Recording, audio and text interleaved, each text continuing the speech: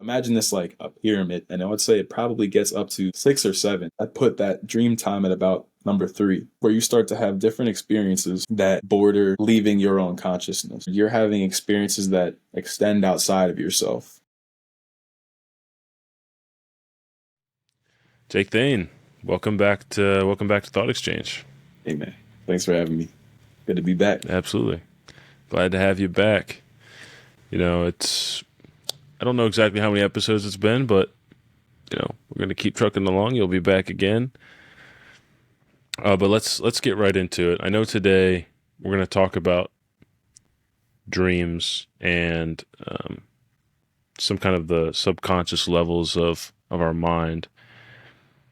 And before we get into the specifics of those, I'm curious how you found yourself interested and inspired by the use of our dreams and interpreting them, utilizing them for growth and stuff like that.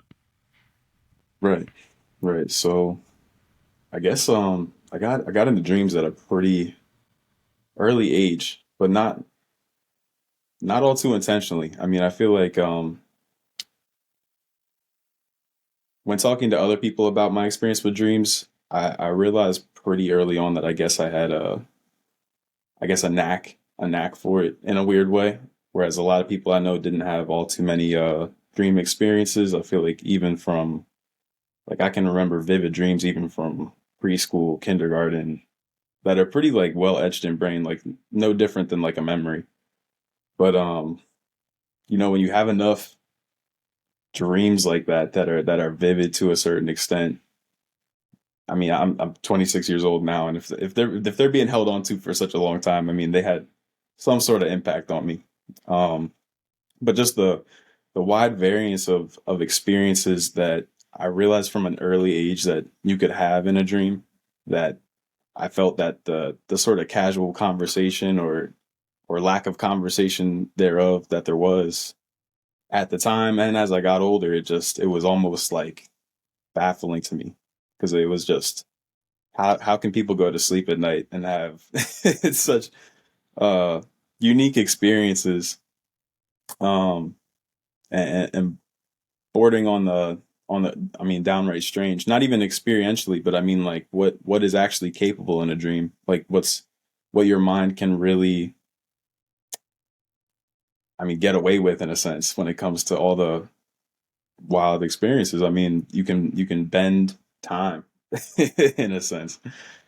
Just to start at the ground floor, like the very basics. I mean, we all know that you can spend, a couple hours sleeping or 8 hours sleeping, and you can have like a 10 to 15 hour dream, or sometimes dreams that lapse multiple days, or at least in my experience. Like these are the kind of things that I might tell somebody, and they'd be like, I've never had a dream that lapsed multiple days at a time.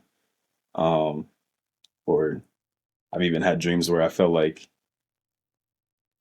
there's just things that aren't very explainable. So, in an attempt to not be so vague here, like some of the experiences that really kind of set me up for a life of interest. I mean, the most prevalent dreams that I had at an early age, as you know, a lot of people believe that dreams um, kind of envelop a lot of what your subconscious mind already understands or believes about the world around you or yourself. Your dreams can be used as a way to kind of compound uh, experiences, memories, thoughts, feelings, and emotions in a visual manner so that you can kind of process it better even when you're sleeping. So these things kind of get more deeply ingrained. That's at least from the scientific perspective. But when you have dreams that don't really coincide with what, I mean, a lot of what's typically talked about or understood about dreams entails, it just kept me questioning things constantly. So, I mean, I've had dreams where I'm not even myself. I will be acting out the dream as another person with their own friends, family, their own life to live. And in this dream in particular, I was completely mystified because as a I guess a preteen at the time, I took the role of an adult with a wife, children, close family, friends, people that I'd built really strong emotional, sentimental attachments to. And even to the point where in the midst of the dream, recounting memories that we had that happened prior to the dream taking place. You know, as I'm in the dream, remembering things from a life that I did not live, and you know, and days, weeks passing. That was a dream that took a lot uh, of mental space just because of how much was crammed into a short night's sleep. You know, an 8 hour sleep. I was gone for what felt like weeks or months. It was pretty wild. But to the point where you wake up from something like that and you mourn the loss of the people that you met in that dream. Because I had a from my perspective, I was another person. Like that's hard to grasp from anyone I guess that hasn't experienced it. It's a strange thing to recount and something that I understand just doesn't. It would be a pretty elaborate trick for my mind to play on me. um, and I guess Yeah. like the single experience that really had me questioning dreams from my youngest age. I mean, these are my most memorable dreams at the earliest stage in my life. Was this is the reason why I brought up the I guess the characteristics of a dream that it gives you experience. You might have a dream where you can't speak, for example, kind of alluding to the fact that you need to there's different interpretations for it, but you can assert yourself in order to prevent certain situations, or being comfortable with using your voice or expressing yourself in a way that could potentially help yourself or others, or you know what I'm saying. Usually, it's in those dreams when you don't have a voice that you're prevented from being able to do something with it. But for for this sake, I would say that still stayed true for me. But there would be I was maybe 6 or 7 years old at the time, and I would have these dreams not similar from that, where I feel like it would be something that was a subconscious kind of influence pushing me towards looking at how you could, better yourself in a way, which is, I guess, the interpretation I take to a lot of the more nightmarish dreams that people talk about, or just inconvenient, strange dreams. But um, over the course of these dreams, I would have a voice that narrated these dreams. And instead of having to interpret them myself, this voice would literally give me, I would say, advice, or it would quite literally interpret the dream for me as I'm having it, in a sense that, um, like, say I couldn't save someone because I couldn't use my voice. This is an actual example from a dream I had. I had to save someone's life in this particular moment, and I couldn't use my voice, and that inability to use it led to the demise of that person, and the voice immediately booms over the dream, essentially saying, like, if you don't realize what your voice has the potential to do and don't use it adequately, then you will see the results of not using that, and in a sense showing you, like, quite literally, that people could get hurt. People, not having that confidence or that ability to use your voice could lead to a lot of things that you would never want, or in the Would inverse. you, if I could just jump in real quick, would Yeah, you yeah, yeah. say that your like daily imagination that you can use when you're awake, would you describe that as probably more, uh, I guess, vivid or more tangible than other people? Yeah, I actually would. I would say that from a purely um, visual, imaginative kind of perspective, like being able to visualize things in my mind, that is something that I feel like I did have another natural ability with, like just I guess proclivity towards using more, which I guess in turn made me get better at it. Um, so I do see like the transfer, that I feel like that would be in great part to why I guess some of my dreams were much more vivid earlier on in my life. Yeah. So, because I mean, it's interesting to hear you talk about it. Because for me, and maybe for other people, at least as an adult now, I definitely remember having more vivid dreams when I was younger and sporadically as an adult too. But now when I think of dreaming, it's kind of this amorphous, like very ephemeral. I can barely remember it when I wake up. Um, Experience that's vastly different than what you're describing, and I'm sure we'll get to it later as in practices to maybe capture a little bit more of what you were experiencing when you were sleeping. But it is interesting to hear this other side or this completely different aspect of um, you know the dream world or the unconscious mind or whatever, however you describe it as. Right. Right. And I do just because I you rarely get the chance to bring up certain things like this, just because like you said, I feel like that your case is the case for many people nowadays, where a dream does take on this sort of whimsical, ephemeral sort of, it's not really substantiated by anything, and so it's just kind of like a blip.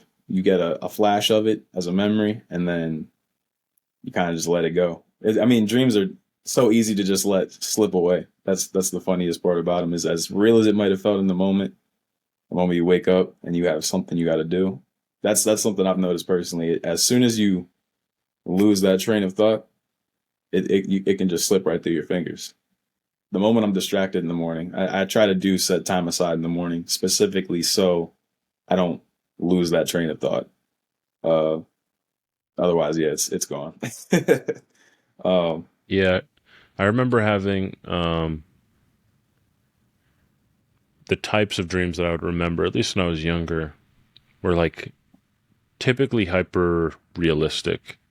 And some of the stuff you're describing is obviously like outside of what you would experience while awake. Some of it is within that realm. Um, but I definitely can see the draw towards dreams being something useful or telling you something. I remember having dreams where like something would happen or I did something and it was so vivid and so like relevant to my life at the time that later in the day I wouldn't be able to differentiate, oh, did that happen yesterday or did that happen in my dream? yeah, And it kind of like laid out this, not plan, but like this way the world could be if I did certain things or if I acted the way that I had acted in a dream. right, right, and that does almost seem like the to me at least. I do have certain perspectives towards dreams, and I do feel like in a lot of ways it has been beneficial to what I want to bring about from my dreams. Like having that perspective on it, influencing my subconscious on what I think the dreams are doing for me, is in part what is bringing a lot of the benefit to it. Um, but I do get what you mean, where it's like once you reach that certain point of vividness, it is really at sometimes indistinguishable from your day to day life, and that is the kind of those are the things that get me even more interested in a way. Because I'm like, I know the power of the brain, and none of us know exactly how powerful. So that's always been an interest to me. I mean, last time we talked a good bit about how psychology plays such a big part in our day to day lives and what we want to get out of life, and how just the brain itself, not only from a psychological standpoint, but from a neuroscientific and like chemical standpoint, even really shapes your life. So dreams not only brought me even more interest into what this potential dream world was or is, but just gravitated me towards the mind. Like I feel like that is, I mean, a lot of people talk about what that final frontier is. Is it space, or we don't explore enough of the ocean, but we really don't know enough about the very thing that makes this whole game we play tick. The whole of society, the way we perceive the individual, the way we execute things in our lives, all is dependent on the brain, and it's arguably one of the things that we know the least about. So always found that really just it's kind of comical. It's like that's where you would think a lot of people would start, like how does the thing that makes all these other things work? um but yeah, it's almost like we're backtracking to unravel how we as a society, as humanity, have managed to put all this together. And the the imagination is just Hmm. kind of a miraculous thing. But the beauty of it was not to go too deep into a tangent again is I feel like because of the ways, and maybe we'll get to this more later, but just the way that society um has been set up now, just or the day-to-day life of an individual, it doesn't give us much time to put much effort or attention to this other side of things, that part of the day that may or may not be a part of your day, is as you said it earlier, since it was indistinguishable. But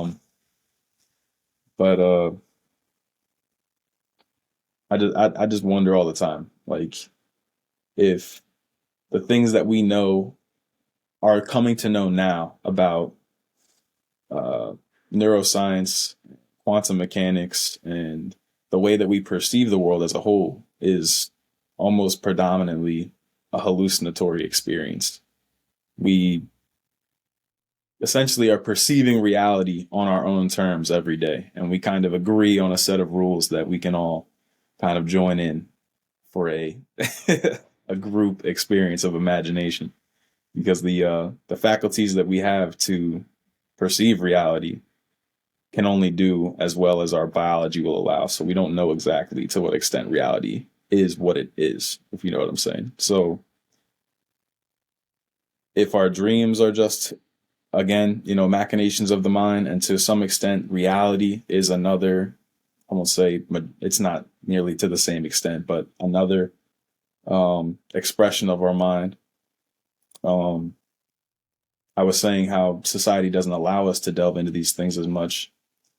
But imagine if more people had delved into this to the same extent that you had when you had considered, like, damn, was yesterday a part of my dream? And to have it even more consistently, where you can dream like that on a nightly basis, multiple times a night. At that point, not only have you expanded your lifespan by nearly a third, but, well, a third on average circumstances. I guess once you reach the kind of consistency I'm talking about, then it would probably be more so. But And you say that like, because you're more aware or conscious of what you're doing while you're sleeping. yeah, because I mean, as you probably know, we do spend, whether we know it or not, about a third of our life dreaming.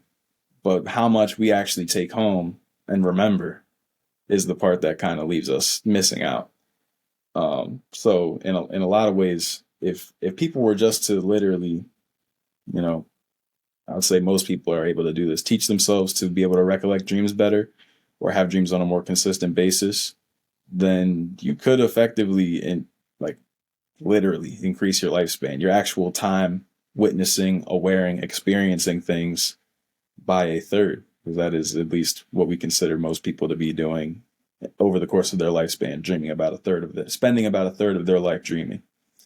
So, I mean, in terms of getting the most out of life, even though it is a bit of a catch because it isn't quite life, as far as we know scientifically, it's like but I attribute it to something akin to like going to the movies or playing a video game, or I mean, if you do it correctly, you could even use it as an additional extension of whatever you seek to practice or experience. You could vacation, like, uh, What do you think, if you could narrow down the, from your perspective, the benefits of giving dreams more attention, um, and I guess the things we'll talk about further on in this. What do you think those things would be? Those highlights, I guess. okay. So I guess I want to come at this in kind of like like the stages of development. So if you were to today, let's say, get into dreaming tonight, what you can expect to experience the benefits in what order. So if you were to start today, for the people just getting introduced or reintroduced to their experience in dreams, I would say the first benefit you would probably witness is a better quality sleep, because that's believe it or not, that's pretty having a relatively similar sleep schedule, an unwavering sleep schedule, is going to bring you to a much more conducive state for dreaming. But the first thing you would actually notice would be the ability. This is something that I found quite useful. To I mean, if you take a non-objective stance, or you don't hold your dreams in an opinionated light, or maybe you're not affected by whatever negatives and positives, you're not swayed too much by the negatives and positives of your dreams, then you can take an unbiased look at your own mind, your subconscious, and be able to, more or less figure out what areas of yourself that you may not have even known that you should take a closer look at, get better attention, give more attention to, in a sort of getting to know yourself, in a sense, where otherwise it might not show through conversation, or if you, let's say, go to therapy, maybe it's something you don't know that you need to talk about or whatever. So whatever the case, I would say that there are things that we hold deep within our minds that perhaps repressed, or maybe just something that, not, it doesn't even have to be deep. It can be something that maybe you just want to work on. It could be something as simple as you're triggered by getting cut off in conversation, like, or so something. It ranges from the trivial to the depths of however deep your experience goes. So from a starter's perspective, you're going to get to know yourself a lot better, and that could be frightful to some people. But for people who are studying a course for self development, it's an invaluable tool, to be able to, I guess, look yourself in the mirror, look yourself eye to eye, and see what areas you can improve yourself. So in a lot of ways, I mean, that will lead us later into how to go about interpreting these dreams. But for the most part, that first step of benefit will be the overall better understanding of yourself. And, we've all heard the old Latin phrase that I'm currently forgetting, but, it's crucial to know thyself in order to make the best decisions, plot the course that you truly expect for your life.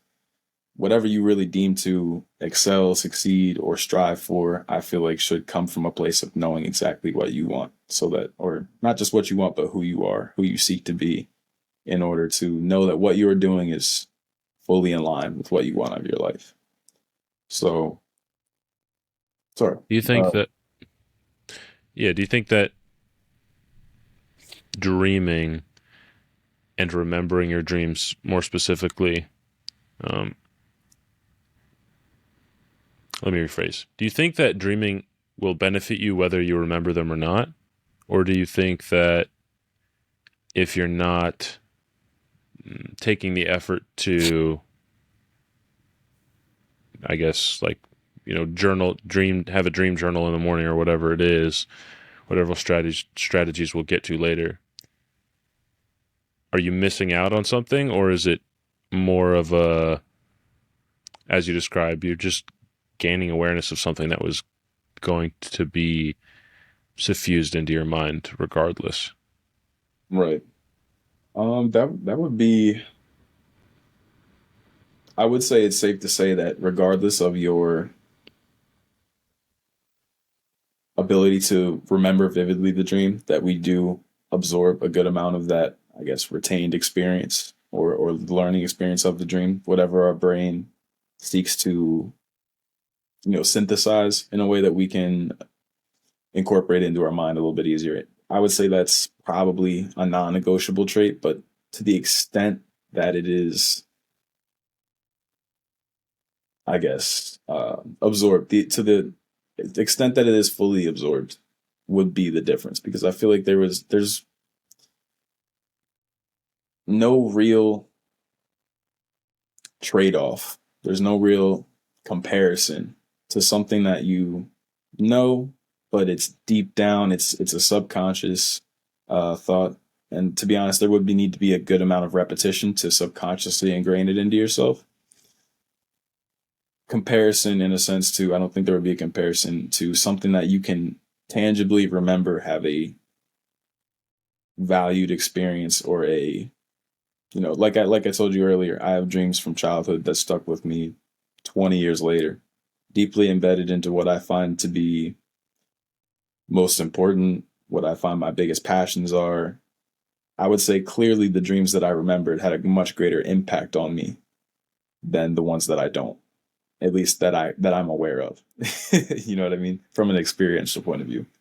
Do you think that the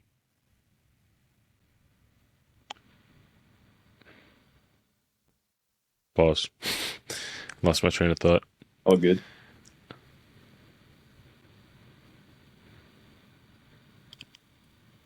Okay. So in this quest to remember dreams and what I would imagine is probably have more vivid dreams and be able to interpret them, what are the first steps in that process? Well, could we hold on that question for just a moment? I don't want to lose one thought in particular, if you don't mind. Yeah, no. Just to get to a couple more of the benefits, unless we could come back to the benefits of it later. Yeah, let's just knock out the benefits now. That's cool. All right. So ascending the stages of experience with dreaming. We started with self-development, self-understanding through experiences with the subconscious. As you're able to approach these experiences with yourself, you know, your mind giving you the expressions of fears, emotions, underlying thoughts, whatever, um, you can work with these. And as we get more and more consistent with remembering dreams and have a more vividness, a more vivid quality to our dreams, we do start to gain a little bit more experience within the dream world. And I know this tends to get a little hit or miss kind of appreciation on the internet, but the the benefits that come with more awareness of your dreams don't stop with just memory. I mean, as you become more aware that you're having dreams, more vivid within those dreams, remember more of those dreams, it becomes more or less a matter of time before you have a lucid dream, which means you have the ability to act out your immediate uh, you can act out the best workings of your imagination. Honestly, you can take full control of the dream world, do as you want, shape the world, shape the characters to the fullest extent.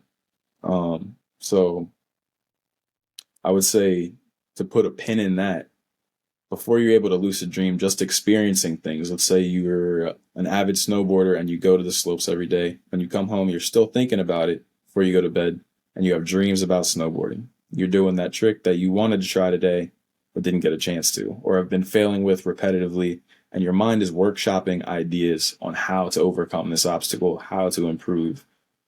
There's been enough science that's proved that visualization techniques alone have shown to have a similar response to actual training, meaning that your body and I guess, the sensory system and your motor function can't really distinguish much of the difference between, let's say, if you were a track athlete running, getting reps on a track versus you sitting at home, taking yourself, visualizing through each sprint, each step, the foot placement, depending on your level of detail, depends on, will give you a result of experience that you derive from your visualization techniques. So from what we know about the abilities that visualization can carry over for certain athletes, or let's say academics in certain areas. I mean, obviously revising, let's say, a speech prior to giving it, having certain keynotes or cues set up in your head, it works no different. But what I tended to gravitate to was that I myself was that snowboarder growing up. I was a big fan growing up and would often go home thinking about it so intensely with like a passion behind it that I would dream of snowboarding all night long and then go right back to the mountain the next day and find that it was actually easier. I wouldn't have the same uh, need to reacclimate myself to getting back on the board. Usually there's like, I kind of got to warm in, kind of got to break it in. But if I had a night dreaming, it was as if I never got off the board. I would get on already warmed up, knowing what I had to do because I had the mental cues engaged and I had essentially my body experiencing what it would be like to do it before I actually done the trick that I was going to attempt. So I had more success just through an enhanced visualization technique that I can implement in my dream state. So it's taking all the benefits from ordinary visualization and seemingly giving you heightened results because of how much more vivid a dream can be and from a sensory perspective and just an immersion perspective. I mean, when you're sitting at home visualizing, eyes closed, you still hear outside noises, you're still bothered by intrusive thoughts, excess thoughts, whatever might be on your mind for the day. Whereas in a dream, you're so immersed that you hardly can tell the difference that you're not really there, and that actually does carry over in a way that your body can utilize that as if you'd spent the day training. So, in a lot of And ways, in this example, yeah, just to interject real quick, in this example, you're strictly referring to just focusing on having a more vivid dreams. Like this isn't even what you're describing isn't even a lucid dream, right? yeah, we haven't even gotten to the lucid part yet. But Okay. with the introduction of lucid dreaming, you can quite literally pick and choose what you desire to train on that day. It could be something as simple as like I said, a sport. It could be overcoming fears. It could be public speaking. It could be, I mean, you can run down the list and you can get good at things that you have very little concept of and have a slightly upper hand than someone who's never tried it before. That's actually been tested with visualization technique. And I would imagine it's no different with lucid dreaming. And I know lucid dreaming gets a lot of not backlash, but I guess it's not the most common thing, but it's not isn't I'm sorry, it isn't that it isn't the most common thing. It's more that we just don't have enough conversations about this thing. Um, because most statistics, even though taken from a smaller pool of people to reflect the larger general population, they even believe now that at least 55% of people will have a lucid dream at some point in their life, and around 23% will have had a lucid dream within the month, meaning they'll be a regular monthly lucid dreamer. And it's really just a matter of us. We rarely, I mean, who's really talking about, I got to develop my dreams. I got to get focused and really get vivid and recollect. You know what I'm saying? I mean, the most you'll get is maybe a dream journal and not too much guidance other than that.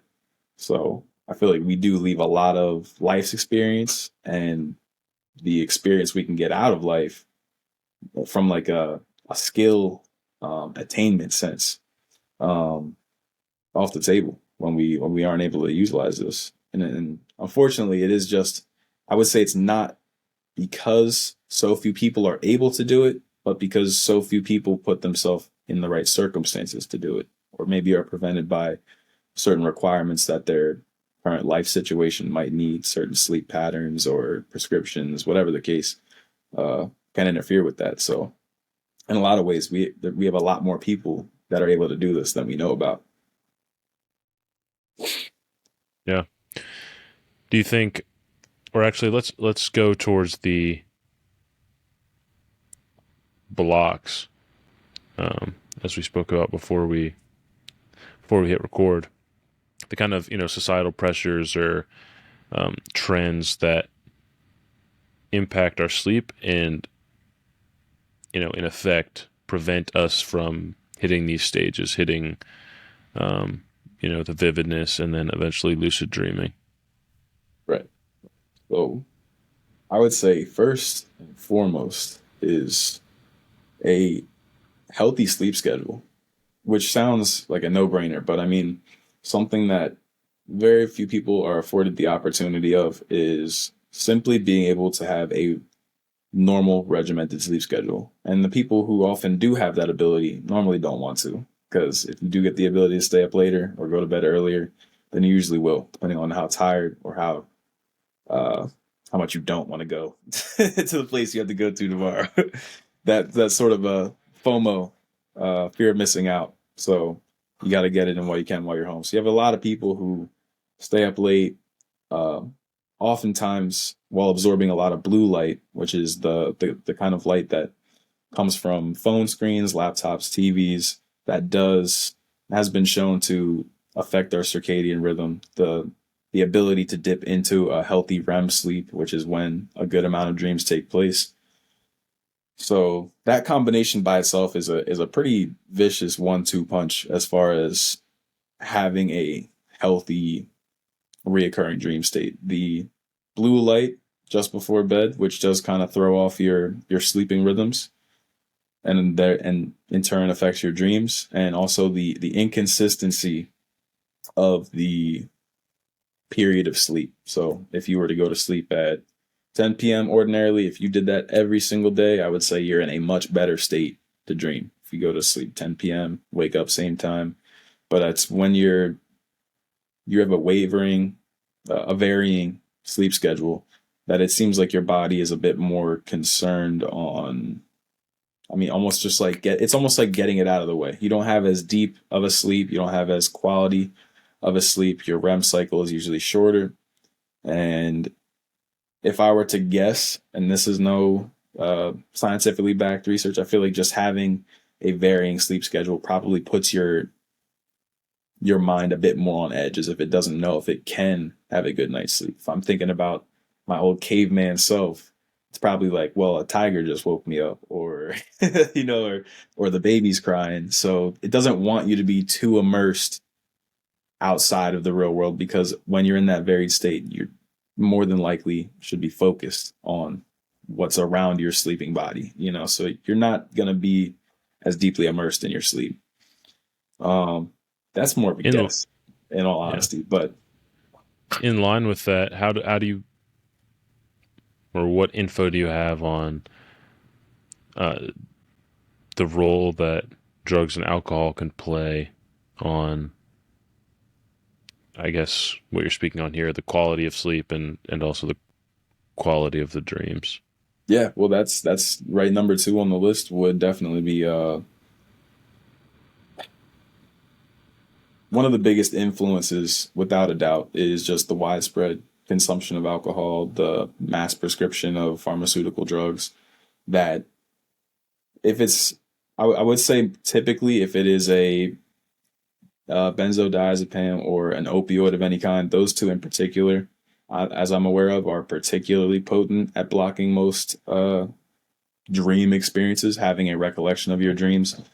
Um, and those are two of the most widely prescribed. So on a countrywide level, it's as if most of us don't dream, just because of how receptive people are to those blocking whatever kind of dream states you might be able to have, along with alcohol, which is, I mean, for I can't say much on this on statistical data, but I can say personally, experientially, even just a small amount of alcohol before bed will turn that off entirely. My ability to recollect dreams. I will still have dreams. That's more personal experience, but I know plenty of people dream after a small drink or a night of drinking. Sometimes even have wilder dreams. So I would say it's different case to case, but on a wider scale, I'm aware of it just influencing your dream in a slightly negative way. Like no different than someone waking up and saying they had bad dreams and saying it was because of something they ate, something that sat strange on their stomach before bed, which they do say certain foods can influence your dream for the positive or the negative, and usually the ones they talk about are negative. So that's another thing. I do like to try and stop eating a good amount of time before bed, just because you want to, in a sense, like alleviate the responsibilities of your body. Don't put it in a stressful sense. So don't eat to excess within, I would say, 2 to 3 hour window before bed. Um, which also I just feel has been beneficial for my gut health and a number of other things. Also enhancing quality of sleep. But yeah, just ooh, here's another big one. Sorry to jump around here, but we know that alcohol has a pretty significant effect along with the pharmaceuticals, but one that a lot of people don't think about would be marijuana. Something that I feel like is a lot more, I would say nowadays it's a bit more commonly accepted. I'd say that that probably takes precedent over alcohol in a lot of states. But that would be the most potent that I'm aware of in terms of just blunting the sleep, the REM cycles, and the Fun on dream. purpose. um, so yeah, it's I mean that I've heard of people using that just to prevent having nightmares. I've heard, people who don't like having dreams, they'll smoke weed before bed simply to not have them. So that's just to speak to the effect of how potent it is as something to eliminate dreams altogether. Um, You and mentioned foods and maybe substances that might have a positive effect, or and I guess positive. I mean, you can clarify. Do you mean like a deeper sleep or more vivid dream or whatever it is? yeah, yeah. So I mean, again, it's almost one and the same. But I would say there's a number of teas, different herbal remedies, particularly one that I tried for a little bit. Was it's called there's St. John's wort and there's mugwort, but predominantly mugwort was my favorite of the two. It's a tea you can get from, I mean, really, I would say you'd have to go to like an herb shop or a tea place, but Amazon has Not at the, Wal. It's but not at Walgreens. maybe actually I did get some from a Walmart one time. I was kind of surprised. Walmart mugwort. Yeah, That had you feeling good. I I would stick to the other brands. I don't know if I like Walmart's brand, but but that was, as you said before, you had much more vivid dreams when you were a kid. When I was getting back into dreaming as an adult, that was one of the ways that I actually went about kind of seeing if it had a tangible effect on, I guess, bringing back some of that experience, those more vivid experiences, because it is supposedly, uh, it is rumored to be able to help you reach a more. It definitely gives you a much calmer sleep. It kind of works like sedative is a bit too harsh of a word, but it definitely does get me pretty tired. Gets me in a really relaxed kind of state, which I feel like is the most conducive for having good dreams, recollecting those dreams, having vivid dreams. Really, a lot of people don't recognize in what ways that they hold on to a lot of tension, both mental tension and bodily tension, and that can also have a tangible effect on what you're kind of able to do, dreaming wise, and just your quality of sleep again. So Where does melatonin fit into all this?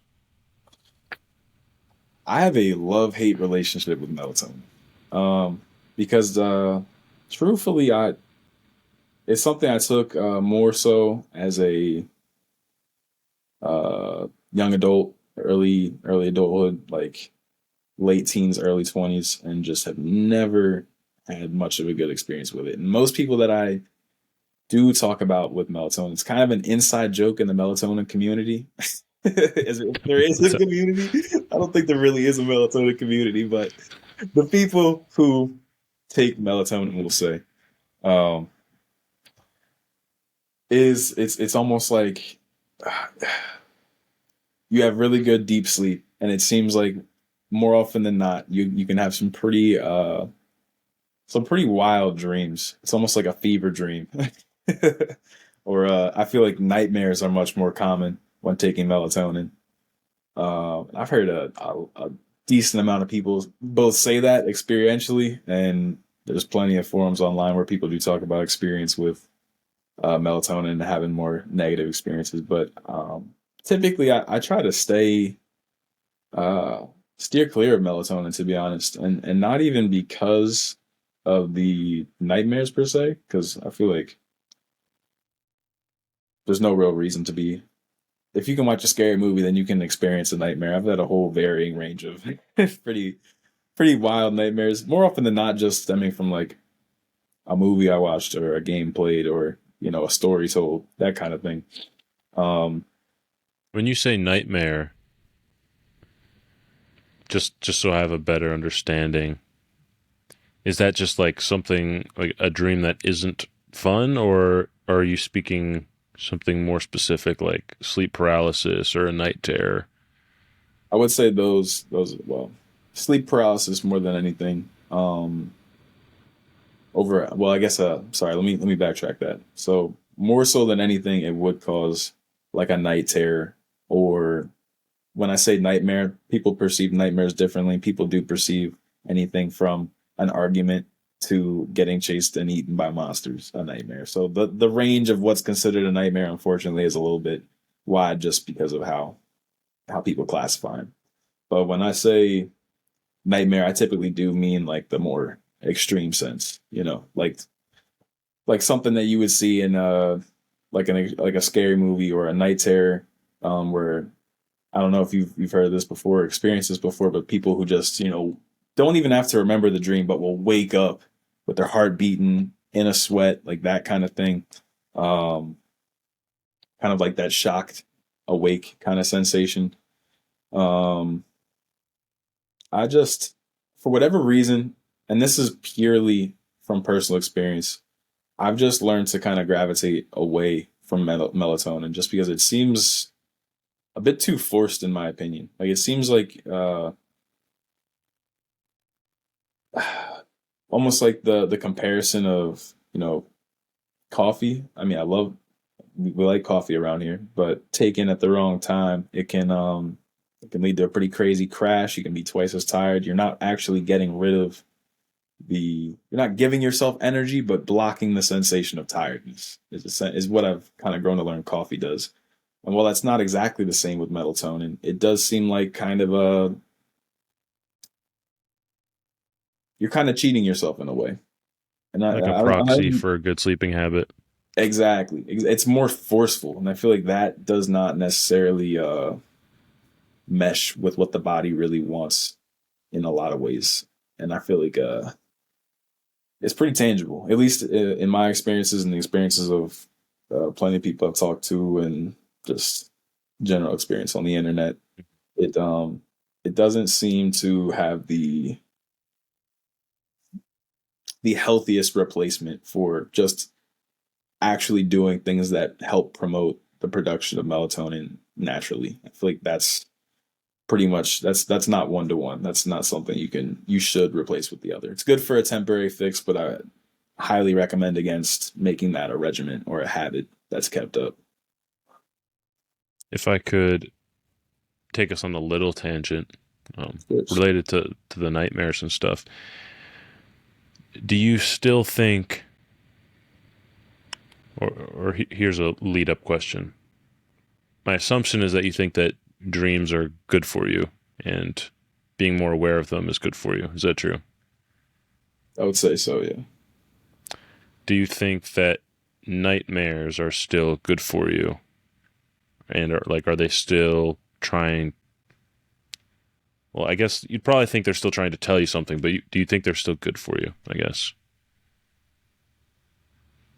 Truthfully, yeah. And as I said earlier, I do hold perspectives that may not make sense, but I do feel like bring me the desired result that I expect from dreams. Perhaps this is, I mean, one of the further benefits that I could say is that you could go on to implant things in your subconscious that you would want to be experienced in the dream. Um, so in a way, what I've managed to implement into my subconscious in a way, because I guess you this is what I noticed early on and then realized it was beneficial to me is I do believe, yes, that nightmares are good for you. I do feel like the vast majority of what your brain is trying to do is help you. It might not always do that successfully or in the right way. We all know there's plenty of ways our brain tries to help and does in not the best way, unhealthy coping mechanisms, whatever the case. But I do believe that your brain is kind of always working in a problem solving manner, even in the background of your mind. And well, you might not have the bird's eye view, like perspective on your life, on your situations that you find yourself in to see what's causing what. I do believe that there is the web of information that your subconscious is able to hold is a lot greater than what our working memory capacity is able to do. So, although it might seem, just like, why would my brain show me that? That's whatever, I mean? You don't want to see things like that. No one really wants to see nightmares. But what they are is kind of highlighting areas that can be improved upon, like we talked about earlier. But it's almost like the way that I've managed to use nightmares to my benefit and actually make me not only not afraid of them, but even grateful for them in more than a handful of experiences, is that it exposes the chinks in your armor, the places where you don't expect to be bothered, the places where you might not know you have triggers, the places where you think you're you're totally fine. Don't need a thing. It exposes these areas to yourself in from the smallest to the most profound. And a lot of our nightmares do come from a lot of unresolved I hate this word, kind of feels overused, but unresolved trauma, experiences that, we cling on to in a way. And there's a difference between trauma and an experience that is just, you can say, is like a core developing, excuse me, moment. Um, there's really any number of, even down to subconscious fears, like things that have been told to us that we internalized and might not even realize that that's not anything that's useful for us. There's any number of applications in which uh, we hold on to things that we create a narrative of fear around. And I like to think that, nightmares can range in all sorts of things, but I even, and I kind of understand that this question is being pointed in a way where, certainly there's people out there who could say, why would I be given a nightmare like this? Like I've already been through a terrible experience. Imagine a dream where it just recollects a terrible thing happening that actually happened to you. You're like, well, how does experiencing it twice do anything for me except hurt me more? You know? Um, but even so, I feel like that is your brain's best attempt at trying to get you to take a closer look at this. There's something that is still yet to be resolved, and not with the situation itself, but the agreements and resolutions, thoughts that you've made about this experience. The things that, experiencing a terrible thing is terrible. But the perspective that you hold on it ultimately is what will inform so much of your life experience. So if there are areas of your life that are worth revising your perspective in a means to help resolve past situations or experiences or traumas, then your mind is going to want you to resolve that for your benefit. So at least that's the way I've tended to look at it. I've been very interested in psychology and therapy and all sorts of different fields pertaining to the mind, and I have a lot of these conversations with a lot of people. I feel lucky to say that a lot of people feel comfortable telling me some of their experiences, and I feel like it's given me a lot of insight on how the mind gravitates towards certain aspects of our experience, and what things it chooses to recollect and replay, and the ways that sometimes those experiences can be made manifest into different symbols, or any number of different arrays of experience through the dream state. And I found that through a lot of these conversations that I've had, it's it really does seem like our mind tries its very best to point out the ways in which we can gain freedom from some of these things or resolve things that may hold us back currently. It, it's it's something I grow more and more appreciative the more I revisit old dreams or recollect on dreams that I used to better myself in a way. It's uh it's something that's only compounded with interest over time that's made me appreciate it more and more through experiences and through self experiences with myself. I just In line with what you were just saying, especially about like,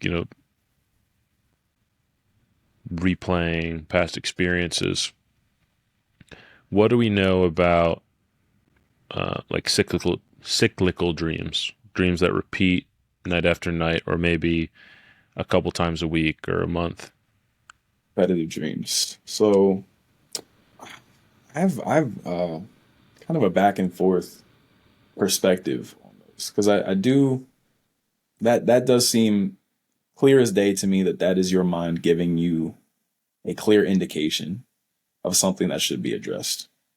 That it's the most pressing on your mind. It's on the forefront of your mind so much so that it if you're having a reoccurring dream, a carbon copy of the dream that happened the night before, night after night after night, that takes a level of attention to detail and skill that I feel like your brain wouldn't. This is again hearsay, but that's an incredible amount of effort for your brain to continue to repeat night after night. Um, and to what end? I don't feel like, I mean, if you follow science's narrative on what they believe a dream is and what they believe is still up for debate, is that it is the randomly firing synapses of the brain kind of giving rough summaries and the compressions of different forms of data we absorb from thoughts to emotions to experiences. And so that would mean that from a day to day to day experience, your mind has chosen to ignore compressing all the data absorbed from that day. Or at the very least, that would mean that the random synaptic firings of your mind aren't quite that random, are they? So to me, that sounds like a quite intentional act from your mind that seems to be usually as a result of a need to address something, either something currently going on that you're faced with an obstacle, either internal or external obstacle, or again, an unresolved issue, trauma, thought pattern that could be rearing its head again in the present from the past. So that your mind is like, "Whoa, you're doing it again," or alternatively, like this might be um, helpful in your current situation. So that's kind of the gist that I have about repeated dreams. I do feel like that is something always worth looking into. I've seldom had a repeated dream that did not have what I believe to be a pretty substantial amount of significance in my life. All right, now that we've gone down this rabbit hole, I guess that I've led us on, or at least this tangent, and kind of getting more familiar with the different kinds of dreams we can have. I want to go back to your description of what I would describe, I guess, as sleep hygiene. Having a good schedule, the Right. types of substances you're using when you're eating, and I'm curious how our like REM cycles, I guess, fit into this. From my understanding, and I'm not an expert either, but we have we're humans are more naturally inclined to sleep for like 4 hour periods at a time, not 8 hour periods, and we'll typically have one full REM cycle in a 4 hour period. And when you go to sleep at night, you typically have two REM cycles, which is almost like two different sets of dreams. Is Right. roughly. Um, And the reason I bring this up is because, thinking about this during our conversation, I would say a lot of my most vivid dreams and the ones that I remember the most have happened like during naps or during like shorter, sleep periods. So if you could expand on that and maybe explain a little bit what's going on there, and if maybe there's a better way to sleep than 8-hour chunks. Yeah, yeah. I love that you brought that up. I love that you brought that up because, truthfully, I do find that's exactly what I've come to find is that it is usually those shorter periods of sleep, those shorter sleep windows that provide the most impactful, vivid. I mean, in terms of intensity of vividness, surrealness, it's not even comparable. I've kind of realized that, as you said, the two windows that of REM sleep that exist in an 8-hour sleep cycle, it's almost too overwhelming for your mind. What a lot of people don't tend to realize is that you don't just dream once a night. You're having a multitude of dreams most nights, and you're only remembering glimpses of a few of them or just one that really kind of hit home for you. So that's really just one REM cycle you're usually remembering, or maybe a combination of the two. But if you really sit there and think that if each one of these REM cycles contains a multitude of dreams, you're really just over bombarding yourself. That's like reading War and Peace and trying to ask you what happened on page 45, uh, for anyone that doesn't know, that's an incredibly long book. um, so I do feel like that has been one of the most impactful ways that I've been able to dream more consistently as an adult. Because, like, as we said, I guess that's a shared experience for most people. Dreams are incredibly vivid in childhood, and it does take a little reignition work to try and get yourself back into that state as an adult. Um, but once you are able to kind of kickstart that, it becomes far easier. So the one of the main ways that I do find that I have the almost like nearly 100% accuracy. it's really up there. I might dream 8 to 9 times out of 10 out of when I do this, and that is the ultimate goal here is to get a full night's rest. Go ahead, or maybe just set an alarm for 7 hours instead of eight if you're a 7 hour sleep or an 8 hour sleeper. Try to aim for 1 hour earlier. Wake up 1 hour earlier than you ordinarily would, and then kind of wake yourself up a little bit, sit up, kind of look around, and go right back to sleep and set another alarm for maybe 30 minutes to an hour later. And I found that that second cycle of sleep, this is my personal favorite. I would say some people do really great with naps. I'm personally not a nap person. I've never really been able to just sit down, close my eyes, and fall asleep. Uh, in the middle of a day, no, no. At The nighttime, Army yeah, taught me I have to get sleep whenever I can. So, yeah. Sleep standing and all that. yeah, No, I get it. So that's probably a pretty great skill if you picked it up. But it personally, that's is. something I've never been able to do. So if it is something you're able to do, I would say go right ahead because I feel like that very may well be one of the best ways to do it. But for those people out there that have a hard time setting an alarm for 20 minutes and then just blinking and passing out, I could never do it. I would say that is the best way. Setting an alarm for about an hour shy of when you're supposed to wake up, kind of, dust off your eyes a little bit, just kind of, all right, I'm awake, and then go right back to sleep. That's the easiest for me. I'll go right to sleep. And what you're actually doing here is you're putting your body back into a kind of sleep state, but your mind, I feel like, has a bit more, you're a bit more awake. In the sense that like you woke up directly from your sleep state and then go straight back into it. It's like you're closer to a checkpoint, if that makes sense. So it's when you're in that state, it's easier for you to look back and be like, I was just awake like 5 minutes ago. You know what I mean? If you were to try and become lucid, that is the easiest time for me to become lucid, but it is also the easiest time for things to become vivid. So naps for sure, shorter cycles of sleeping, and that alarm clock technique, waking yourself up just a bit prior and then going back to sleep.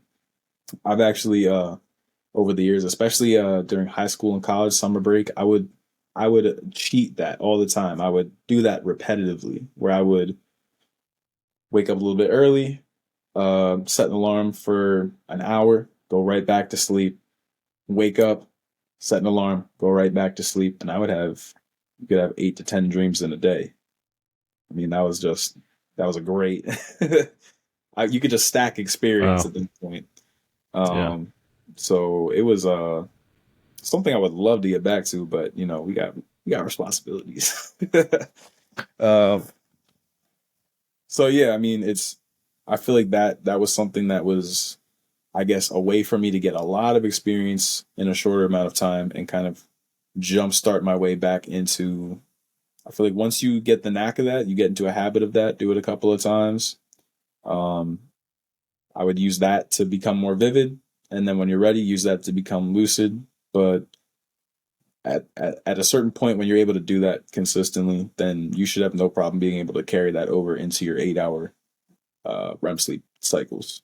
And that was the ultimate goal for me, was to be able to bring the vividness and experience that I was having in those early wakings and bringing that to my average night's sleep, so that I could, I wouldn't have any real inconvenience or have the need to sleep in an extra hour, whatever the case. Um, and then the benefit I noticed from that is, since you are utilizing those two REM sleep cycles, you could remember a handful of dreams. I'm far from remembering like just a crazy amount. Like, some people have the ability to remember like an insane amount of dreams in a single night. But personally, between the two REM cycles, I could probably remember 4 to 5 dreams in a night, which I'm happy with. That's more than enough. That is infinitely more than I remember on a given night. So, Yeah. But this is, I mean, one of the things that was so intriguing. I mean, like I said, you're not bound by the laws of time within a dream. Your mind, just like in the studies where people, sit in a windowless room with no light or one light in it for extended periods of time, they lose all concept of time. So which that would kind of imply that, along with the reality that we hallucinate visually, we also kind of hallucinate our sensation of time. Time passing is more or less an agreed upon concept that we can all look at a clock and be like, all right, I know this much has passed. But if we had no clock, no light, no way to perceive time passing, we would lose it. We would have no sense of how long time is really, or how fast or slow time is really moving. And within a dream, after you have enough experiences, you realize that you can dream for an absurd amount of time in a single night. Like I said earlier, I mean, I probably didn't provide enough context for it to make as much sense as I wanted, but you can be gone in a single night's sleep. You can be gone for weeks. You can live a portion of a lifetime if you wanted. I personally never got that far. I've been gone probably at the most a couple of months, which is jarring to say the least when you wake up. But when you are lucid, you can pull yourself in and out as well. You can, I mean, we all know the sensation when your eyes open up while sleeping or while dreaming. That becomes a lot I more don't know that easy. sensation. No, No. all right, that's another one for the list. Yeah. um, but yeah, I mean, once you do gain a bit of a tangible handhold on the scale of lucid dreaming, then you can. Sorry about that. You can enter and leave dreams at will. You can change the contents of your dream, change the characters of that dream. Like, there's not a single detail that is outside of your reach. Um, Yeah. right. That's the point you brought up about the passage of time is super interesting.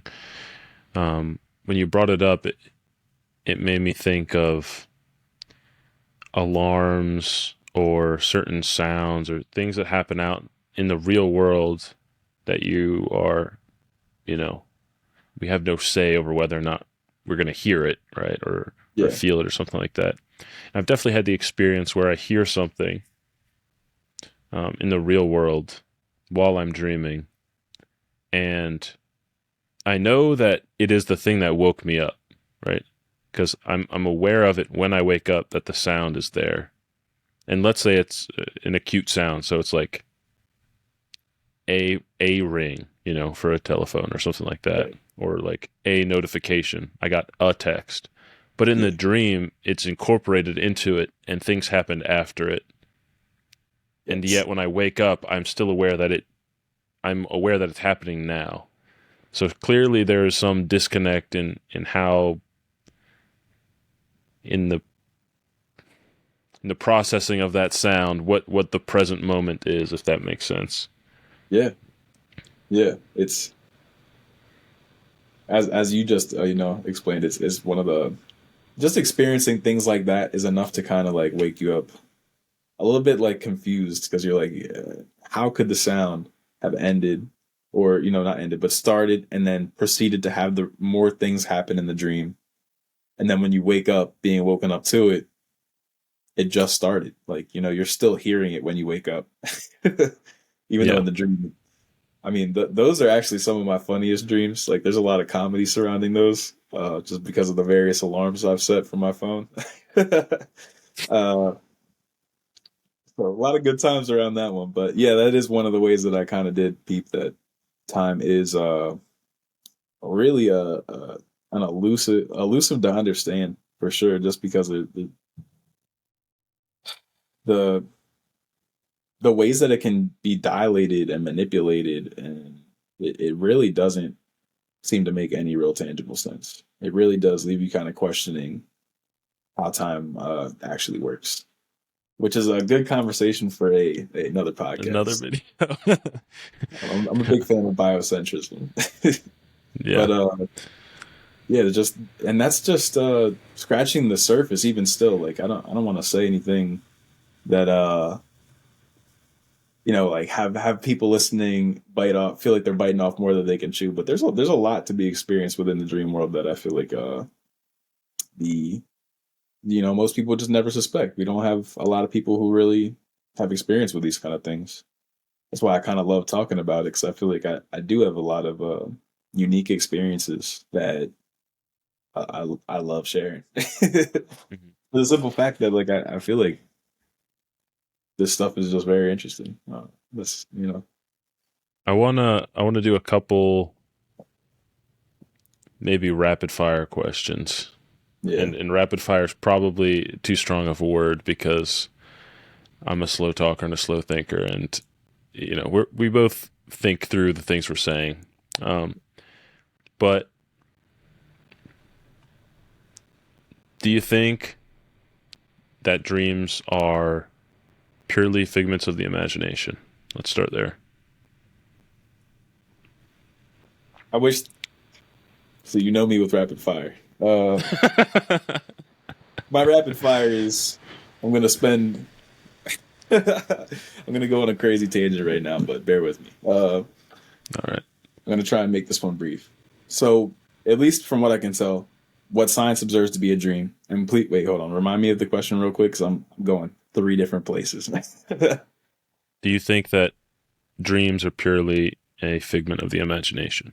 Right, right. So, um, what I believe science observes as dreams right now is like the ground floor, the basement of what dreams can be. And as we talk about how few people are able to have vivid, um, truly being able to recollect and have a intense experience of the dream, that number is already pretty low. Especially people who are able to lucid dream. That ground floor is what science considers the dream, as far as I can tell. The rapidly firing synapses, the it's like just mental.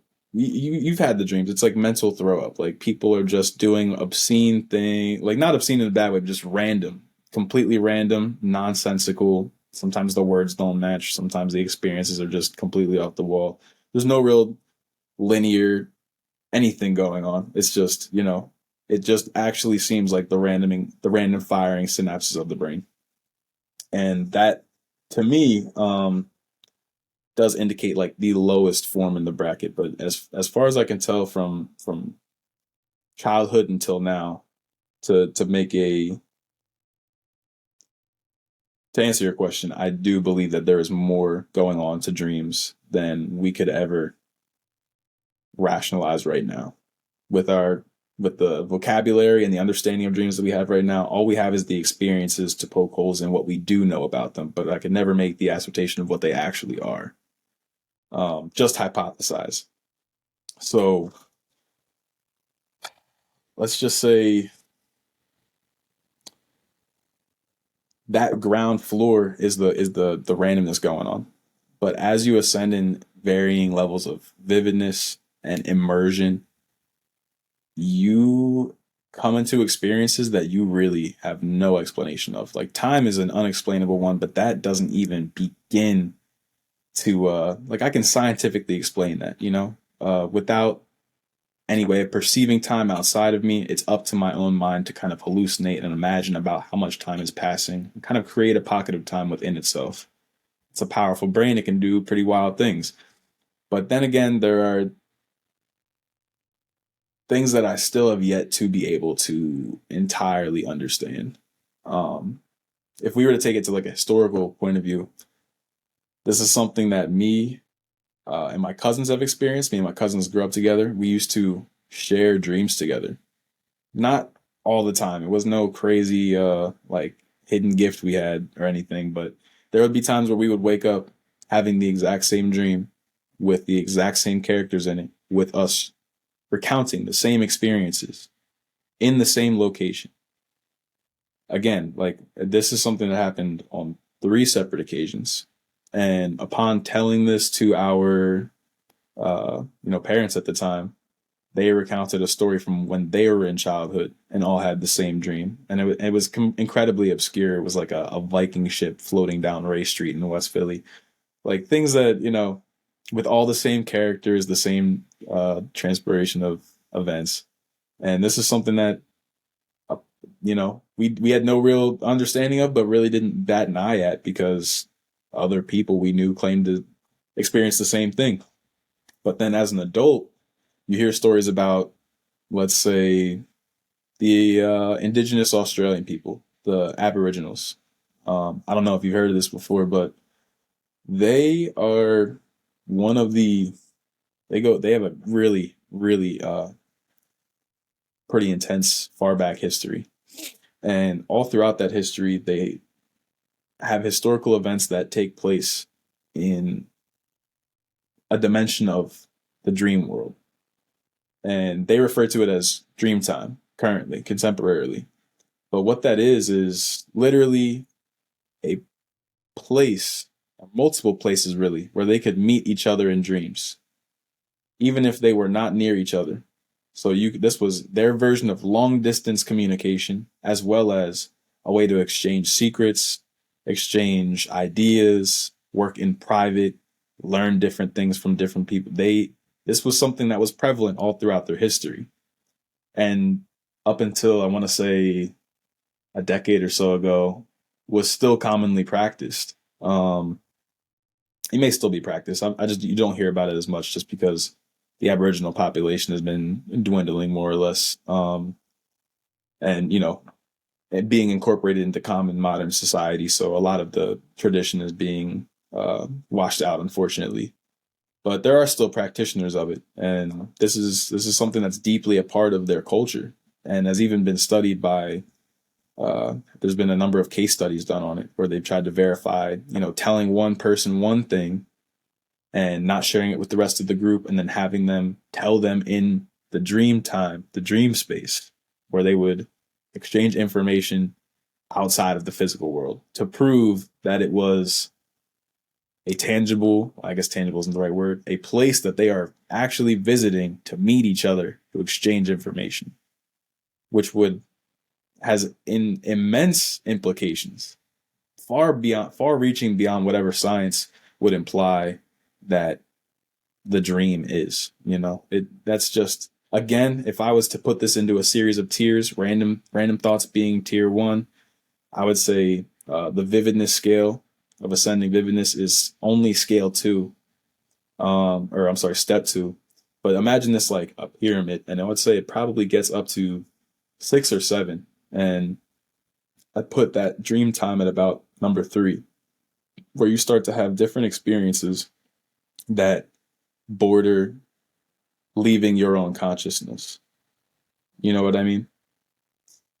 Where you're having experiences that extend outside of yourself, or you're gaining witness to something that you had no way of knowing. You get what I'm saying? Either visiting real locations or meeting with real people in or outside of your consciousness. And that's something, as I said, that as kids we were like, wow, that's crazy, that's wild, how'd that happen? And then into adulthood you learn more about through other cultures, indigenous peoples. But predominantly, if anyone is interested, if you're interested, the Aboriginals are specifically known for dabbling into what's called dream time. That's So really again, interesting. so as I was saying, upon this ascending scale, that's how you would, I guess, communicate with other, you know, people. But I do believe that, the thing that might be confused with a lot of supernatural, people gaining spiritual divine intuition and stuff like that. I can I would say right up front that a lot of that is confused with the inner workings of the subconscious. I believe a lot of people don't understand exactly how powerful and influential your subconscious is, how much information it truly holds. So I could see a lot of people using these more wild experiences within the dreams to try and, I guess, assert a connection with a higher power or angels, demons, entities of some kind. Um, but in my experience, the vast majority of these are just the extreme understanding and experience with your untethered subconscious mind.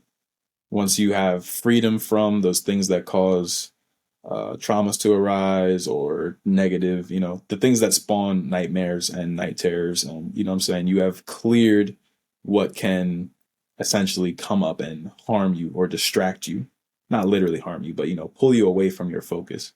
Then your subconscious mind becomes solely devoted to not trying to bring up things to help you uh, you know, course correct or bring up things from the past that might have harmed you, but it's predominantly focused on the future, problem solving for the future, or maintaining the best of the present. So it's a shift of perspective from where your subconscious is most focused. And with that, you'll realize that your subconscious is able to do some obscene, like just insane things when it comes to like what I talked earlier about implanting things in your subconscious. I would have an obstacle come up to me, um, a fork in the road, a decision, um, where I would need. There was even a point in time where I would almost ask to be educated on certain things, and or to revise a certain patch of information that I may have forgotten, and I would have like an extension of my subconscious, a character be brought about into my dream space and like lecture me, like almost give me like I had I've had one-on-one lectures from like Graham Hancock, Albert Einstein. I had karate lessons from Jackie Chan, like but that's in a joking sense, just because that's my subconscious want to kind of. I have like I guess a very entertaining subconscious to me personally. Uh, Hmm. so in that sense, I'm getting these quite real, like educational discourses and lectures in my dreams, um, through certain individuals, uh, but merely as proxies for just giving a placeholder for a voice to expound information.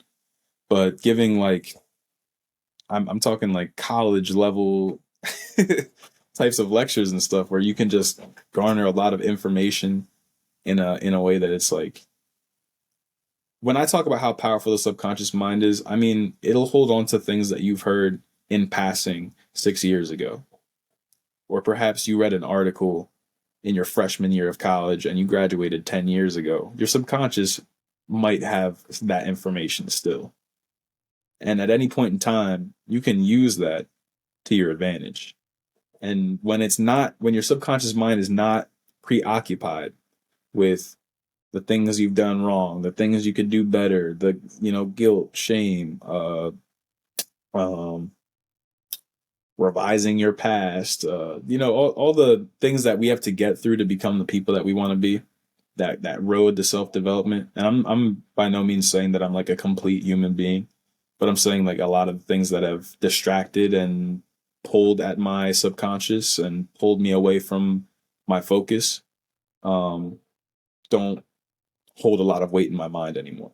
So that has left my subconscious with a lot more energy, free time, and focus on the things that I would much rather be focusing on, and devoting that to what I want to get out of my dreams. So when I implant something in my subconscious, you can, as you peel back these layers and give your subconscious more room and energy to do what you want it to do, then you can truly use it as the most immense tool in a lot of different ways. I mean, implanting stuff in your subconscious, you can do a before bed meditation. You want to build that single pointed focus of mind, and then direct that at what you would like to have explored or expounded upon in your dream.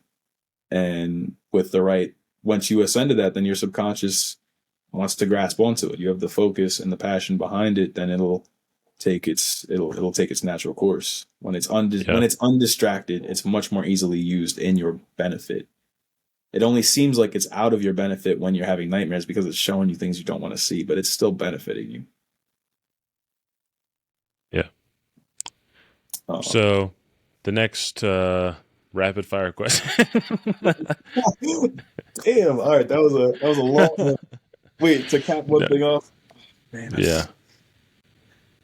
I would say, and this I understand that this sounds ridiculous and does potentially lose me quite a bit of credibility, but I would say that there is nothing actually saying or anything that I've experienced that actually discredits the possibility of other entities being prevalent in our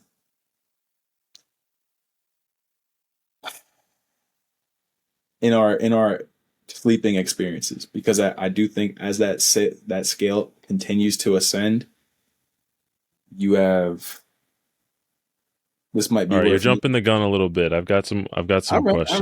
right, All go right, for it, all go right. for it, go for it. And I'm not going to call them rapid fire because it's just too dishonest at this Yeah, point. you want me to cut it? I can cut it. I got to chill. No, no, you're good. You're good. Um, all right. So the next one I wanted to hit on was I'm good. so out of body experiences during dreaming. Right. What do you think they are? Are they third person hallucinations? Are they actually out of body? Are they something else? This is a conversation I've been waiting to have with you. Because I know we both have had an interest in this at one time or another. But it is something that, again, I do feel like goes both ways. Just knowing the actual imaginative capacity of the brain, what your mind is capable of, it's not beyond the realm of possibility at all that we can completely imagine out of body experiences to the fullest extent. Um, that's without question to me. When you understand that what the brain does on a day to day and nightly basis, it doesn't become far fetched at all. So there are things, on the other hand, that do give rise to suspicion to me.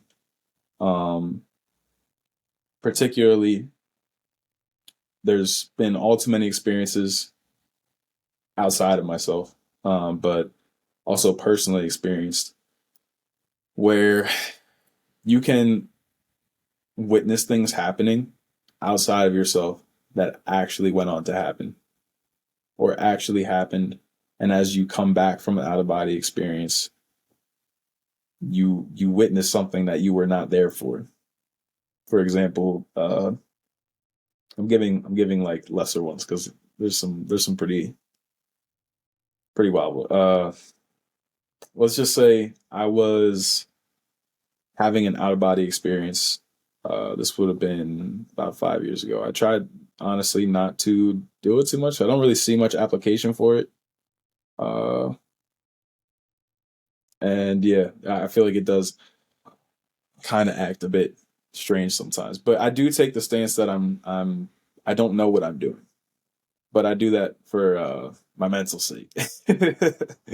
um, but I have definitely had experiences where I'll visit someone and then call them immediately after, or I'll warn them that I'm visiting them so as to not wander into something I don't want to see. um, and there's been instances both where they, without me warning them, they said it felt like they had sensed my presence, like they had almost felt like my face like popped into their head, and like they had the sensation that I was near them. And then alternatively, um, for people that I told beforehand, um, I told them to like do something in particular, and then I would ask them if they, like after the fact, like fact check, like were you doing X, Y, and Z, or were you in this room? And that was just like minor tests that I was able to do that personally to me corroborated something, but I know on a scientific realm that's not going to take you very far.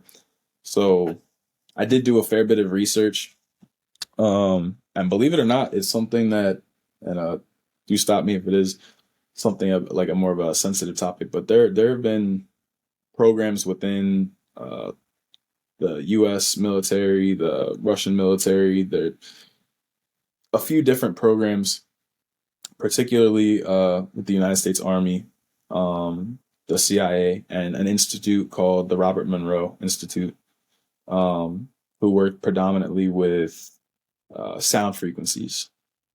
And they had done a partnership that essentially tried to see what the illicit effects of these sound frequencies would do to certain individuals. They already recognized that certain frequencies could enhance focus or calm or anxiety, and they kind of wanted to test the boundaries in a sense. So Robert Monroe had been the head of this operation for the longest time, had already done a good deal of experimentation, and the military was curious if there was any sort of military application. This is all semi recently disclassified, by the way, and but I only say all this to say that it does talk about things that we consider like spiritual or woo woo, or a lot of people would often discredit. It covers something called remote viewing, which is essentially an out of body experience, but devoid of a body. There's numerous kinds of out of body experiences. Um, Remote viewing, astral projection, bilocation, which means the sensation of being two places at the same time. Um, a number of different experiences that they had witnessed as they tried to heighten one's conscious ability, or the ability of one's consciousness. And the things that they were able to accomplish in the program were startling, to say the least. Not in like, oh my god, that's gonna ruin the world or mess with it, you know what I'm saying? But in a sense that like it was very um eye opening. It was a bit jarring to know exactly what the military, the CIA, considered was actually possible, or admitted to what was actually possible within the human body. And yeah, even recently there was just another declassified document that again stated from the effects of the same program. So I only bring this up to say that it has been observed from an intelligence perspective the efficacy of using some of these practices. Um, for anyone curious, that is available on the CIA.gov archives website right now. That's not conspiracy theory. That's not hearsay. You can drop links. um, but so that gave a lot of credibility to some of the experiences I was having at an early age, and kind of encouraged me to get a little bit more into it, and kind of take a non-biased approach to it, which I think is the catalyst for having a lot of these experiences. I do believe that the power of the subconscious mind does influence a lot of our ability, as we know that that's how it operates in the waking life. And I do think that um, the influence that we have on our subconscious and the influence it has on us can stifle a lot of the experiences we have on these other these wilder topics. So sorry, yo, rapid fire questions. Let's get to the next one. No, it's good. The next one. Okay. Can you be hurt in a dream? Can you be hurt in a dream? Um, no, no. Psychologically, perhaps. Only because when I say hurt, I don't mean, you're not scarred, you won't be maimed, but it's gonna be a painful experience, no different than a long run through therapy, dealing with topics that you don't want to talk about or may be painful to bring back up. You may experience death in a dream. You may experience all sorts of uncomfortable situations, but you will never be hurt in a dream. You may even experience sensations, but again, the amount of things that have happened to me in a dream personally, I'm totally fine. And the wildest array, it kind of, I have a slideshow in my head as we speak that's almost like Final Destination. But in the grand scheme of things, again, all pointing towards uh, making myself as resilient and positive and forthcoming towards my own self development as possible. As long as you realize it's no different than watching a movie. If you can watch a scary movie, if you can watch an action thriller, then you've seen the majority of the worst of it. And as a matter of fact, the less action thrillers and horror movies you watch, the less of that will find itself in your dreams.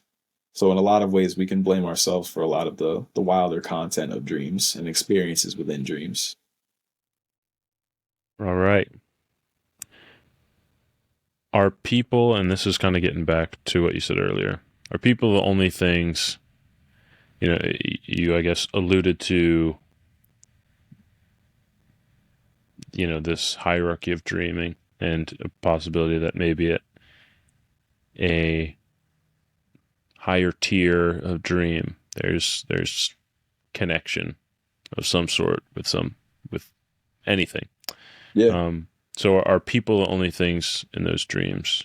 And I'll expand on that. Like you also alluded to, I guess, what I would describe as entities exclusive to dreaming, but Yeah. also, other animals dream, right? Yeah. So I'm curious, where does that all fit together? There's a multitude right there. So when it comes to these higher levels of dreaming, and I am neglectful and intentionally neglectful because, as I said, the subconscious plays a massive role within dreams. Um, as long as you believe that this is something I want to preface, you want to believe that you are safe, that you are in your domain, that you ultimately have, wow, control over the circumstances of your dreams. And that's what comes with lucid dreaming. So that kind of confidence can be cultivated and empower you within these experiences. And I wouldn't recommend anything more than that until you have a grasp on lucid dreaming. But I will say that as far as entities go, yes, I am someone who is very, let's say I believe in a higher power of sorts, but I'm far from religious. Not that I'm against any religion. I fully respect and admire, and I think there's a ton of wisdom that can be derived from religion. But there are certain experiences that I've had. For example, um, one of the most potent dreams in my life, and feel free to cut this one if you want, because I don't want it to deviate too much, was an experience with Archangel Michael. And again, I said I'm not a very religious person. Um, I believe that that's sort of like a you kind of relationship, how you relate to the world, your philosophies, your beliefs. Um, but I've got my own perceptions about various religious institutes and the ways that they benefit from things. Um, so, but with this experience with Archangel Michael, it was something that was completely immeasurable in reality. I'm talking sensations that, and this is one of three times that I've had sensations that you have no actual concept of. You have no frame of reference for where that sensation came from.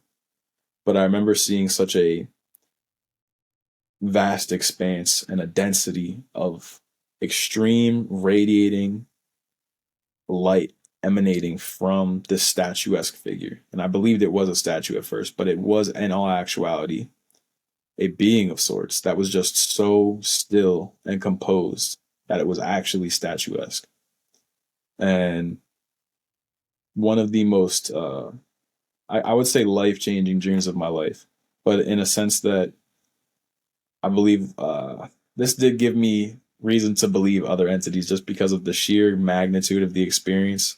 When I talk about exactly how much the mind is capable of, I don't know how the mind is capable of this, the sheer gravity of the experience.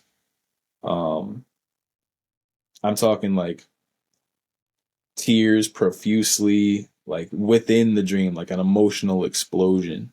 Um, love, compassion, forget, like things that are felt within light that don't entire things that I am saying that don't even actually make sense to me. A quality of experience that I've never truly had anywhere else. Um, and even when he spoke at one point, his mouth was totally still, his body was totally still because it was a uh, spoke with his mind. It seemed.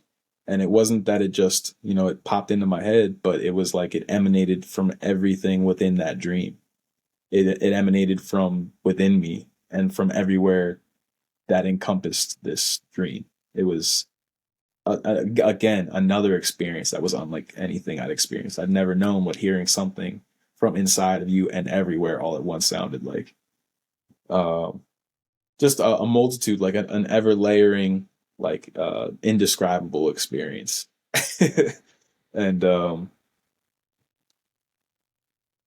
that's one of many, and I'm choosing intentionally a more positive experience. Um, Only because I do feel like fear is sort of like fear is a catalyst for bad experiences. Fear allowing that you don't want to walk into a situation thinking it's going to be a bad day. So I try to steer clear from telling any negative stories as much as possible because I know that I might be inadvertently setting Yeah, someone up for failure. But I pretty did, I accurately. guess, want to mention that I don't see Archangel Michael in a religious sense. Like clearly, the kind of I didn't go into too much detail, obviously, but what I garnered from that is that there are certain beings that may be mentioned in a book, and I'm sure have other beings in other religions that share many similarities, may even be the same entity. But what I generally believe about most religions is that we have a lot more in common and agreement than what we care to believe, because our individualistic and nationalistic approach towards uh, bringing these religions about paints a very unique perspective on what appears to be most religions perceiving the same phenomenon. Um, Take that how you want, but I feel like everyone puts their own spin on it. But I would say that there was an entity, call it an alien, an angel, an extra dimensional being, whatever you would like to call it. It doesn't really matter because it's something that, in my opinion, stood outside of time, outside of religion, has nothing to do with whatever nonsense we ascribed and attributed to it, but is there nonetheless. Yeah, no, I could see that. Could see. I mean, there are plenty of examples of similar things coming up from disparate places all over the world, so I can see what would point you in that direction. But we're pretty much out of time. Is there anything else you wanted to close with? Um, Um, maybe where to start on this journey would be a good thing. yeah, I guess just to reiterate a few things, I do feel like it's it's a crucial that you regiment your sleep schedule the best you can, that you manage what time you eat, what food you eat before bed. Excuse me. Especially practicing with the different periodization of your sleep, whether it be early, I'm sorry, short windows of sleep, or doing the wake up and then take a nap scenario. Play with it and figure out what your favorite is. But I would say that one of the best ways that you can go about this is going through that route, figuring out how to get more lucid, or I'm sorry, more vivid dreams, and then from there extending into the lucid dreams. Now, we didn't get to touch much on what exactly brings about lucid dreams, but it is in simple terms and in a quicker way of saying it is that same awareness, that same vividness that we're looking for earlier on, what you're trying to bring into that vividness with you, because it becomes so vivid that you lose track of what's real and what isn't.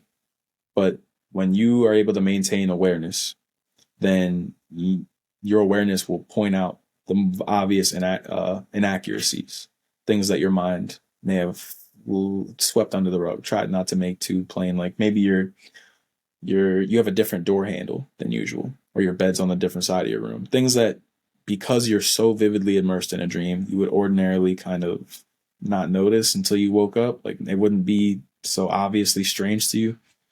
A sense of awareness is ultimately what cultivates the ability to notice you're in a dream. Because I'm sure most of you know you can see some really wild, ridiculous things in a dream and still go along with it like it's reality. It depends on how immersed and how vivid and how maybe you just feeling extra impressionable that day. But truthfully, cultivating a state of awareness, um, I like to incorporate meditation techniques before bed, specifically ones that emphasize single pointed focus. Uh, it would be nice to talk about a little bit of meditation in future pods, but I do feel like a lot of the meditation that's been brought to our side of the world has been kind of corporatized in a way, or branded, um, and in a way that just kind of ignores the core principles. So things that you want to really focus on is full bodily relaxation, and you want to really try and focus on single pointed focus. These are two different kind of meditations that get expressed in 1,000 different ways. In, focus on the breath, listen, listen for certain sounds. You'll find that those two things are essentially the core of most meditative techniques. And it's something that people, I guess, don't really realize they're getting into when they're doing a breathing meditation or a bodily scanning meditation. All these different meditations are really just different ways of achieving the same results. But I feel like people will get better results if they realized exactly why they were doing it. It's a maintenance of single pointed focus and the ability to tap into a super relaxed body at your will. And those two things in conjunction are what opens you up to a lot of additional dream, subconscious experiences. Just a variety of it's a life improver, an experience improver, and something that really does make a tangible difference with your dreams, experiences as a whole. So, but what you're kind of doing and training yourself to do, as I told you before, when you go from waking up slightly early and then going back to sleep, the way you incorporate that into a regular sleep cycle is by cultivating that ability to keep your mind awake in a sense while your body sleeps. You're not allowing your mind to fully be lost in the dream. You know what I mean? You're still maintaining concept of a waking life. You're in bed right now. These are things that you can remain present with in your mind, or you can be easily reminded of that you were just asleep what felt like 10 or 15 minutes ago. So I don't know how I got here. How many times have you been in a dream and you were like, never questioned, how did I get into a gymnasium across Philadelphia or whatever? You know what I mean? With that sort of awareness, you can pull out the inconsistencies and with much more speed. Just waste no time being able to get into a vivid or lucid state. Um, and yeah, so those things. Manage to mitigate what you eat. Just watch what you take in as a whole. Watch when you sleep, and try and focus on some single pointed focus and being able to really help yourself relax will go a long way in helping you really gain some experience in your dream world. All right. Thank you for the summary and the tips. As always, it's a pleasure having you on, Jake. And I know there's a lot of things we didn't get to touch on, but it is what it is. Just more excuse to have you on again, and we'll dive deeper. Sounds good, man. Hey, thanks again for having me on. It's always a huge pleasure. Of course. Thank you so much for watching and listening today. Remember to like, subscribe, and follow to keep up to date with new content as it comes out. I appreciate your support and encourage you to exchange your thoughts in the comments below. As always, keep an open mind.